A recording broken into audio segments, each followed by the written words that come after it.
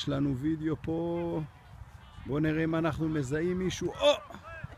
מה אתם עושים פה? ואז אנחנו ממשיכים.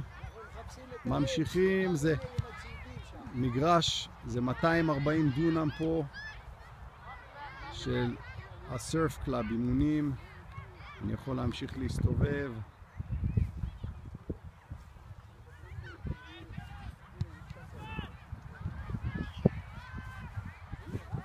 ברקע פה יש קבוצות ילדים, שם קבוצות בנות.